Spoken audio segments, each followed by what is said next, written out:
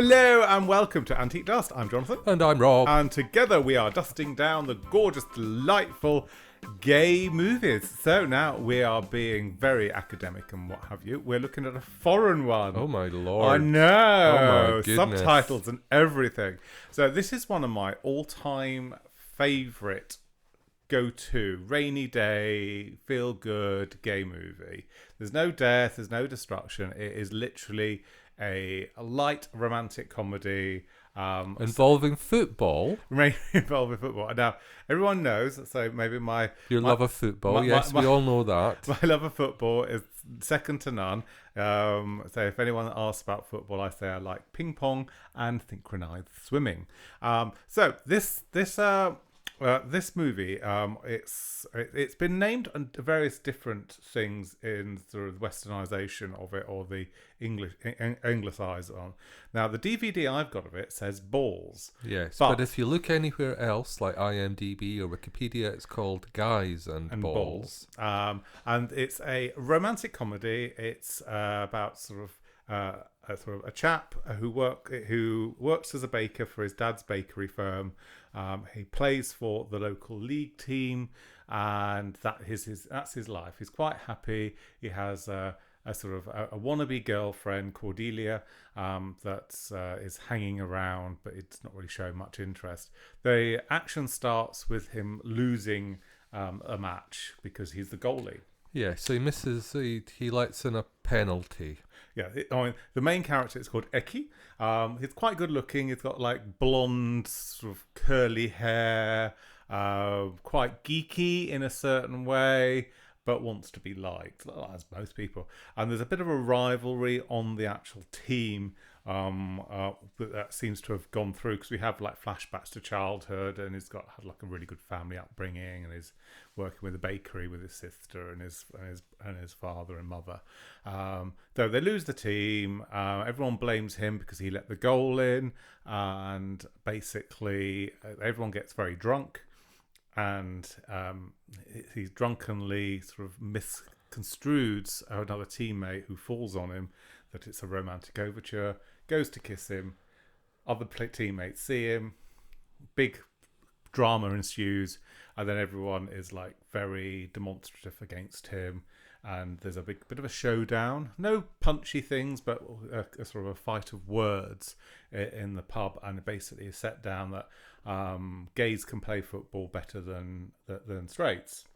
So Ecki takes on the mantle and says, right, I'll bring a gay team and we'll play in a month's time. So the challenge is afoot. His father's not reacted very well with him being gay.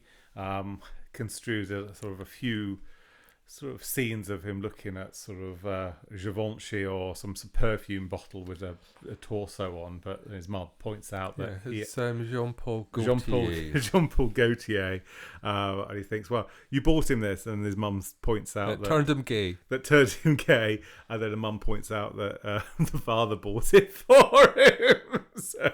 So it's quite amusing. So Ecki packs everything up, sort of because his dad's not really talking to him. He's trying a line and what have you, and he goes to Dortmund. Anyone who knows Germany, Dortmund is the equivalent of Coventry. So I thought that was Stuttgart. Well, Stuttgart has Porsches. Coventry doesn't have anything. Let me just apologise now to any one of our listeners who live in or around Coventry. That's perfectly all right. Jonathan is just one of those people. Yes. So do you want us to set up a GoFundMe for you to escape? Anyway, so the goes to Dortmund. The sister is a nurse in a hospital. She's very comforting with regards to him coming out as schwul, which is gay, and then he lets her know that what he's said he's going to do is have a football match, and she says, "Are you crazy?" And sort of here ensues a range of comedic, sort of stereotypical tropes where he goes to various sort of gay bars with leaflets trying to recruit gay football players with a varying degree of success. And sort of he ends up with a motley crew of standard stereotypes. You've got a sort of a Turkish chap working in a for his parents' kebab shop. You've got 3 leather queens from a sort of an underground sort of leather club, and a polyamorous relationship. And you've also got a range of sort of like a trans character, someone who acts as straight, who is straight. The one who acts as straight with his blokey mates. Right, yes, yeah. And then one that who acts as straight because he comes along, he's jogging along while they're sort of doing the tryouts, and it happens to be the bookseller, because when they go to a bookshop, and there's a meet cute between the sister and this chap, and they bump into each other.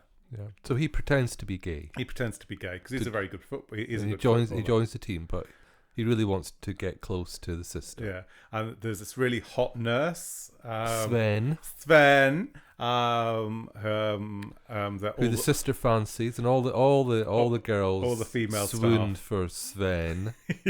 And in fairness, he is super cute. He's got that sort of athletic-y Hugh Grant haircut. Well, it's got sort of like a Nordic look about him. Yeah, it's very, very cute. There's a really nice scene with them on the back of a moped, and it's yes. But as it turns out, he is in fact gay, and much to the sister's disappointment. It's like you found the only person that anyone fancies in Dortmund. So it ensues a variety of storylines and everything, but it's very comedic. It's very light. It is kind of tropey. On the comedic, sort of going for the lowest common denominator, sort of it's a film that's made for a straight audience, but it also appeals to a gay audience. The storyline is really romantic. Ecki doesn't tell his teammates that this is what he's done. Yes. So they don't know it's going to be some sort of grudge match. They just think it's going to be a standard match. A friendly, he calls it. And it turns out to be anything but. And they're basically, it all comes to a head when the football team go off to see another football team and bump into the local league team, and then the punch-up happens. It's just a bit of a light punch-up, a bit of a fisticuff. Then it all comes about, and Ecki and Sven they fall out. Have a bit of a falling out. Sven leaves the team. Yeah, and then you follow the standard things. They have the match, and it's sort of like edge of your seat stuff, and they win. So it's a very nice, happy story, but there's a whole load of thread stories going through it. So one of the characters in there was married with a son. The son wants to go and watch gay football. He's very young. The mother's not very happy, and basically they make amends there. And you've got a very supportive sort of Turkish family that they're supporting their son. It's just a really nice, heartwarming show. It just washes over you, and the soundtrack's really good. It does have a good soundtrack. I mean, we're in the early 90s, so we have sort of an early 90s soundtrack. Yeah, I've actually got the soundtrack. We don't have a CD player. We've got a DVD player. We have a DVD player that plays CDs. So yeah, we need to plumb that together. But as I would so recommend it if you're just looking for a light-hearted sort of movie that is just it's a feel good. There's no real sort of massive horribleness. It's just there's just some really nice moments, and like the dad. There's a scene where the dad sort of meets up with Ecki in Dortmund and then takes him to like some sort of stripper prostitute den. I would think it's a brothel. It's a brothel. It's definitely a brothel.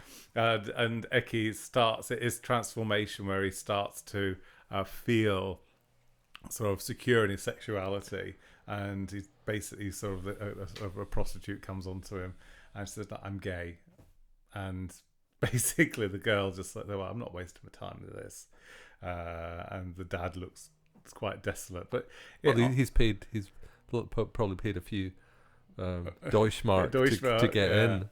But overall, It's not demanding. It's not Philadelphia. It's not an Oscar winner or anything like that. But if you want a nice, gentle comedy where it's like a gay carry-on film, I would say that's pretty much how I would describe it. Wouldn't you? No, I wouldn't. It's not. It's listener. It's nothing like a carry-on film in any way, shape, or form. It's not. It's a rom-com, not a slapstick comedy. There's slapstick moments in it. Well, there are slapstick moments in 4 Weddings and a Funeral. Is that like a carry-on film? No. Yeah. No. Okay. Right. Okay. No. I'm being put in the naughty corner, dear listeners. But I mean, I was really surprised that because Germany is not well renowned for comedies, or have been exported. There is another one which I quite like as well, which is called Regular Guys. Again, that hits all the tropes, so we did think about dedicating a podcast to that. We might still do. We might still do that. As you know, in full disclosure, it's not one of my favourite films because it just panders to the lowest. It does common denominator. Well, I mean, Balls does pander to a lowest common denominator. Yeah, but the difference between Balls and Regular Guys is or guys and Balls, I suppose, is that we end up with a happy, for now anyway, gay couple. Yeah. Regular Guys finishes up with us all going, oh, thank goodness, the straight policeman turned out to be straight afterwards. And oh, look, he's shagging a woman. Isn't that such a great thing? Thanks but also for that. the mechanic who, I say, basically, the storyline, dear listeners, I say, we'll do a brief synopsis. Regular Guys, there's a police officer, his girlfriend dumps him because he dedicates too much time to work. He loses pretty much everything, sort of rolls up into a gay bar rather drunk, and then wakes up in a bed. With a bloke, gay panic. And basically the mechanic sort of is a mechanic, and he lives above his garage. And he's a criminal. Yeah, he's sort of a criminal. So he does that In fact, I would say if you're talking about a carry-on film, I would say that Regular Guys is more of that, because when they do the stakeout above a porn studio, all you can hear is. So it looks like we're actually going into Regular Guys. Yeah, no, we're not going into Regular Guys. But anyway, say Balls and Regular Guys. I say if you're having like a sort of a day where everything's not going too right, you just want something to wash over. You don't want to scroll through endless YouTubes. And you've run out of Antique Dust podcasts to listen to. Well, there's 102 and counting. So you can go for a while. You can go for a while. Yeah, so there's always 3 seasons of Bergerac and 3 seasons of Howard's Way to go through. Yeah. But as Regular Guys and Balls, they are my go-to. They're not demanding. They do go to all the tropes, but there is a happy ending in both of them. Because the mechanic ends up with the other chap. So all is good with the world. Mm. So I say I'm getting sort of evil looks from Rob. Rob, what did you think of Balls? I like it. I mean, it's your judgment on it is right. It's it's not demanding. It's not nutritious, but it's fun to watch. Yeah, it's fun to watch. It's got a nice soundtrack. I wouldn't want to watch it every week, but no, I don't. What film would you want to watch every week? Oh, Wicker Man. That's the musical. Well, no, I wouldn't want to watch any film every week. I was merely being poetic in my speech. Yeah, I say what films and what TV shows would you watch? You say if you could only have things in a rotation, what would you watch? I don't know. Oh gosh, I don't know. You flummoxed. I've flummoxed. You've flummoxed me. I don't know. Oh, because we have had a recent cull of all our DVDs and everything, and the eBay shop has been filled up with all old DVDs. But I would never get rid of Balls, and I'd never get rid of Regular Guys. and also the back catalogue of Victoria Wood. Yeah. I mean, I suppose if I had to watch something with some regularity, I guess I might watch Victoria Wood, Yeah. I suppose. But hopefully it will never come to that I have to watch the same thing over and over and over again. We'd always have our subscriptions. Always. So- You will drag our Amazon Prime subscription out of my cold dead hands. Well, it comes free with deliveries though, doesn't it? So we have to have Amazon Prime. Only if we want free delivery. I know. I have sort of swithered over getting rid of Netflix. Well, you swithered over Netflix, but that's only because you rarely watch Netflix. I, on the other hand, because I'm on my own, alone in the house, day after day. He's retired and he's only got a Hoover for company. I watch a lot more Netflix than you do, so I would always resist your. And Netflix does have a lot of sci-fi and that fantasy stuff that you like. Yeah, and we sometimes subscribe. Well, we get a free subscription, I suppose, every so often to like Apple Plus, but only if there's something. Yeah, I wouldn't mind watching is it Crazy Horses? Not Crazy Horses. I've no idea what you're talking about. Oh God, that famous actor. It's some sort of thriller thing. There's like 4 series of it on Slow Horses. And it's got the chap that was in Leon, I think, the bad guy in Leon. Famous actor. Well, this is all very informative. Okay, so sorry, dear listeners, we are wittering. So we will come back to you on that, but please let us know, what is your go-to comfort movie that you could just watch? You'd watch and watch and watch. And we'll pop that question onto the podcast. So if you check us out on Spotify, then I'll pop the question on the podcast, and you can answer it. Let us know what's the question again? What's your go-to movie for a sort of a dreary, a wet Wednesday, a wet weekend where there's nothing happening and you're bored with YouTube. So what do you jam in your DVD player or your Betamax or your Betamax or your is it laser? Remember laser discs? Yeah. Well, I'm aware of their existence. We didn't have one. No, because they were mega expensive, and yeah, some friends had all the technology. They had a whole Bang Olufsen thing, when you waved your hand in front of it and the glass doors opened. And they had magic. They had one, and sorcery. And it looked so sleek and everything, but it was like you had to flip the disc over to watch a film. It was two-sided. It was a two-sided disc. It was the size of a 12 inch, 12 inch size, and it was double-sided. Of course, DVDs are double-sided. But, are they? Well, they are, but both sides are on the same side.